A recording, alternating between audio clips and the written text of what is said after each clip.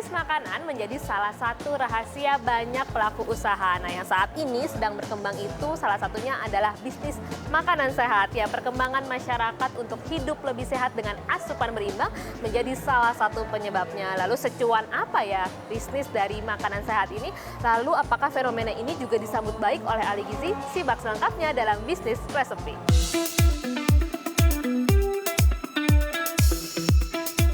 Makan menjadi salah satu kebutuhan utama setiap orang.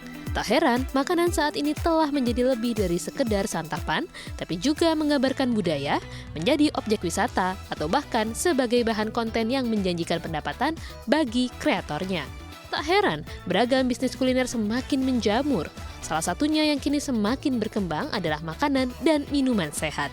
Buktinya, jika Anda berjalan-jalan ke pusat perbelanjaan, tak sulit menemukan penjual kuliner sehat di antara jajaran toko food and beverage. Semakin menjamurnya merek makanan sehat tak lepas dari tren masyarakat Indonesia yang semakin sadar akan pentingnya hidup sehat. Survei Populex, lembaga riset berbasis online dalam survei terbaru mereka terkait pola diet masyarakat Indonesia menyebut 46 responden mereka mulai memperhatikan asupan kalori pada makanan setiap hari. Bahkan, bagi responden di rentang usia 36 hingga 45 tahun, angkanya naik menjadi 51%. Tren inilah yang menjadi ceruk bagi pelaku usaha makanan sehat. Semakin tingginya kesadaran masyarakat untuk mengkonsumsi makanan sehat juga diamini oleh ahli gizi masyarakat. Menurutnya, pasca pandemi, masyarakat semakin selektif dalam memilih kandungan makanan yang dikonsumsi sehari-hari, sehingga dapat memenuhi kebutuhan gizi yang dibutuhkan tubuh. Kita sudah mendapatkan pelajaran dari kondisi pandemi yang lalu ya, bahwa ternyata makananlah yang menjadi obat kita. Jangan dibalik, jangan obat jadi makanan kita. Makananlah yang menjadi obat kita. Oleh karena itu, kita harus memastikan makanan-makanan yang kita konsumsi itu memberikan efek yang baik bagi tubuh kita. Ya, jadi imunitas ya selama pandemi kemarin itu menjadi primadona untuk kita prioritaskan ya, menjadi utama, karena makanan itu tidak bisa instan langsung menolong tubuh kita. Dia perlu bekerja, disintesa oleh tubuh kita dan menghasilkan fungsi-fungsi tersebut, termasuk fungsi imunitas. Nah, jadi saya kira saat ini masyarakat Indonesia sudah mulai berpikir untuk makan nggak sekedar kenyang, tetapi bagaimana supaya sehat, supaya imunitasnya lebih baik, begitu ya. Menurutnya, makanan sehat itu adalah santapan yang mengandung semua gizi yang diperlukan tubuh, seperti karbohidrat, protein, vitamin, mineral secara seimbang dalam satu porsi makan. Faktanya, menurut ahli gizi, makan sehat nggak harus mahal loh. Makanan bergizi tidak selalu mahal, ya. Mahalnya itu knowledge-nya, seperti itu. Jadi, selama kita hidup, kita perlu makan, sehingga ilmu makanan ini sebaiknya dimiliki oleh setiap orang ya. Jadi makanan bergizi tidak harus mahal, tetapi bagaimana knowledge-nya itu, bagaimana kita memilih makanan tersebut ya, dari mulai jenisnya ya, ragamnya, kemudian juga cara proses pengolahannya, seperti itu ya, termasuk higienitasnya juga.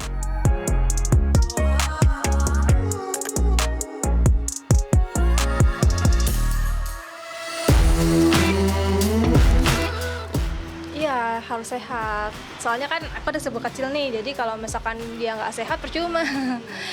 Kalau buat saya sih makanan tuh harus yang sehat sih. Kalau dengan usia saya ya gitu ya, di atas 40 harus yang sehat sih, Mbak. Kalau menurut saya sih harusnya yang sehat. Mostly sih kalau yang namanya sehat itu ada harga sih, karena kan kayak makanan kayak ikan atau apa yang makin mahal makin bagus, maksudnya kayak ayam gitu kan, kalau misalkan dia kurang gizinya juga kurang. Iya, setelah beberapa tahun dan lihat hasil tes kesehatan gitu, dinilai apa yang saya lakukan setiap tahun tuh ada perubahan-perubahan di tubuh sih gitu, yang akhirnya harus diet, harus makan yang sehat, kurangin ini kurangin itu, banyak banget sih Mbak gitu sih. Kalau usia mau dari anak-anak mau orang tua kan sehat, makanan sehat itu kan wajib biasanya kan buat tubuh kita, buat apa.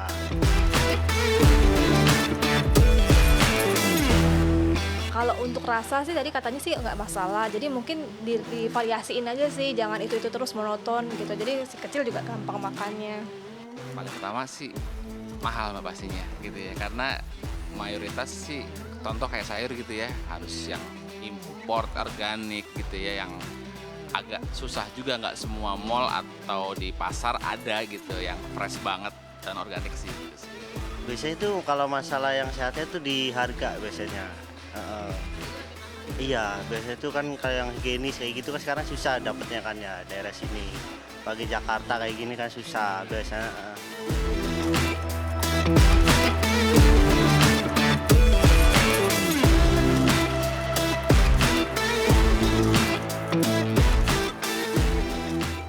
Pemirsa, setelah saya tanya-tanya kepada sebagian masyarakat, ternyata kandungan gizi dalam sebuah santapan itu menjadi salah satu pertimbangan utama dalam memilih makanan begitu. Nah, ini tak terlepas dari usaha masyarakat untuk hidup lebih sehat. Nah, inilah yang menjadi peluang yang cukup menjanjikan mengingat pelaku bisnis di usaha ini belum terlalu banyak. Lalu seperti apa resep bisnis dari kuliner makanan sehat sendiri? Saya akan berbincang langsung dengan salah satu pemain lama di bisnis makanan sehat.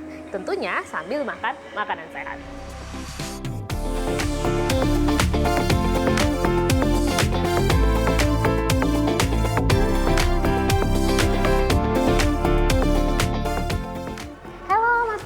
Halo. Aku Mira, CNBC. Mbak Mira, apa kabar? Baik, Mas Doni gimana? Baik, sehat. Aku ngobrol-ngobrol sebentar, boleh? Boleh sekali. Ya, pemirsa, bisnis resepi kali ini akan langsung membahas terkait gimana sih cuan di bisnis makanan sehat langsung bersama marketing manager dari Salastop, Pak Doni Hakusuma. Mas, apa kabar? Kabar baik, Mbak Mira, apa kabar Oke, juga? thank you banget ya udah gabung di kita di Yes. Profesi CNBC Indonesia. Mas, kalau misalnya kita kembali begitu dari awal pendirian Salastop, sejak kapan sih Salastop hadir di Indonesia? Terus siapa sih yang kemudian jadi target konsumen itu? Oke, Salastop sendiri pertama kali berdiri di Indonesia tepatnya di tahun 2016. Jadi ada di salah satu mall terbesar di bilangan Jakarta Pusat, ya mepet-mepet selatan dikit. Dan kalau ditanya target utamanya siapa, tentu saja masyarakat Indonesia pada umumnya, khususnya untuk konsumen-konsumen yang memang pemerhati dan menjaga kehidupannya yang lebih sehat. Dan tentu saja orang-orang yang belum sadar dengan kesehatan itu juga menjadi salah satu target kita untuk mengedukasi mereka bahwa kesehatan itu perlu dan penting untuk dijaga. Salah satunya melalui makanan. Melalui asupan makanan ya. Betul. Tapi kan 2016 tuh salad itu masih jadi konsep yang asing gitu, Ya. apalagi masuk ke mall misalnya. Betul. Itu gimana Mas cara menggait strategi-strateginya begitu? Di awal mungkin pada saat ide ini masuk board of director itu rata-rata dikatain, wah lu gila nih ya, berani banget lu bawa salah satu makanan yang sebenarnya nggak familiar di masyarakat Indonesia. Biasanya kalau kita bicara masalah salad ya, itu kan selalu nempel, tapi ini berdiri sendiri dalam sebuah store. Nah, waktu itu mungkin pro kontranya agak lebih banyak ya, tapi kita merasa bahwa prospek kedepannya akan sangat cerah, mengingat kita melihat dari tahun ke tahun, back then sebelum tahun 2016, kesadaran masyarakat Indonesia terhadap kesehatan itu berangsur-angsur mulai. Walaupun kita lihat secara progresnya tidak terlalu tajam ya, Tidak cepat gitu ya? tapi trennya naik. Gitu. Jadi kita melihat wah ini ada potensinya nih, so let's do it. Let's do it. Dan gimana responnya waktu itu? Dan responnya cukup baik karena banyak yang tidak menyangka dan surprisingly antusiasme dari masyarakat Indonesia, Jakarta khususnya, itu cukup tinggi dan euforianya cukup tinggi. Nah, lalu perjalanannya gimana Mas? Apakah kemudian trennya naik terus atau apakah Ya. ada naik turunnya atau seperti apa? Kalau perjalanan tren tentu saja naik, terutama kalau kita lihat di tahun 2019 akhir, di awal 2020 dan berjalan 2020 ketika pandemik COVID-19 itu melanda, kesadaran masyarakat Indonesia terhadap kesehatan itu naik secara signifikan. Karena pandemi? Karena pandemi. Jadi beberapa orang merasa bahwa wah, kita harus menjaga kesehatan nih, supaya virus ini tidak menggerogoti ke dan tubuh masuk kita ke dalam gitu ya. tubuh kita. Mulai Betul, dan itu membuat kita ya bless and disguise ya. Tapi itu memudahkan kita untuk sekaligus mengedukasi masyarakat bahwa wah, kesehatan itu jangan nunggu sakit datang, tapi harus dijaga. Karena kita punya prinsip ya, dan kita selalu mengedukasi customer-customer kita dan target customer kita bahwa sebenarnya sehat itu nggak mahal. Yang mahal adalah sakit. Banyak orang selalu menganalogikan bahwa, wah jaga kesehatan nanti spendingnya harus lebih banyak Lebih nih. banyak, iya, lebih mahal. Betul, betul. Mas, kalau bicara konsumennya gitu, apakah memang hanya terpusat di kota-kota besar saja di Jakarta gitu? Apa udah mulai merambah ke kota-kota lain kalau di Indonesia sendiri? Oke, kalau kita bicara masalah market secara keseluruhan, untuk saat ini memang kita fokus di perkotaan, urban. Suburban kita mulai lirik, jadi kita mulai melihat pangsa pasar yang ada di sana meskipun tidak sebesar pangsa pasar yang ada di urban area. Contohnya di area Depok, kita ada di salah satu mall di kota Depok, mall besar di kota Depok. Itu juga responnya cukup bagus meskipun tidak sebagus di kota-kota besar. Bisnis makanan sehat tuh harus ada edukasi tentang Betul. kehidup sehatnya Betul, ini ya, Mas ya. iya. Tapi cukup laris manis ya kayaknya. Ya, laris manis. Laris manis, Bisa ya. dilihat dari perkembangan store yang kita ada. Jadi total di tahun ini kita ada 16 physical store. Kemudian kita ada 5 store cloud, jadi melayani untuk take away dan juga online, aplikasi online. Kedepannya kita ada target untuk ekspansi lagi. Jadi dalam waktu dekat kita akan membuka 2 tempat baru di tahun ini targetnya, dan tahun depan tentu saja kita akan membuka tempat-tempat baru untuk ekspansi. Oke, Mas, kalau bentuk bisnisnya sendiri, apakah ada ekspansi selanjutan nih, Mas? Dari kan tadinya cuma store aja, apakah ada mungkin inovasi-inovasi baru gitu?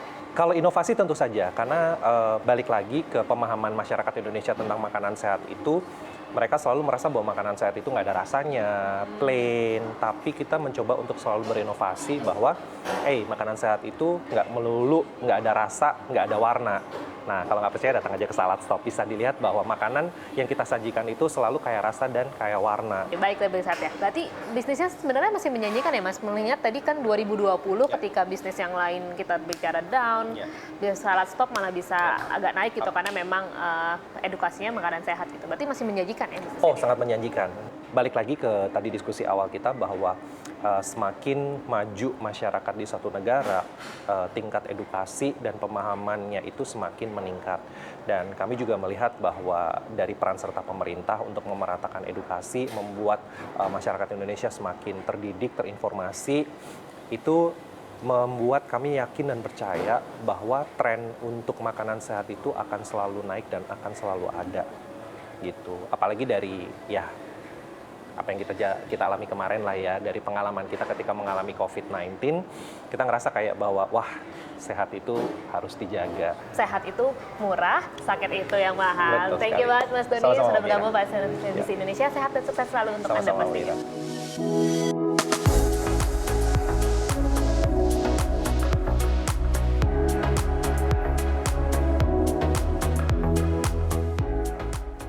Pemirsa, siapa sangka bisnis makanan sehat selain cukup profitable dan lumayan cuan juga, ternyata juga bisa jadi sarana edukasi bagi diri sendiri dan orang sekitar untuk hidup lebih sehat, karena sehat itu murah, sakit itu yang mahal. Dari Jakarta, Mira Rahmalia, Ari Budi, Tim Liputan CNBC Indonesia.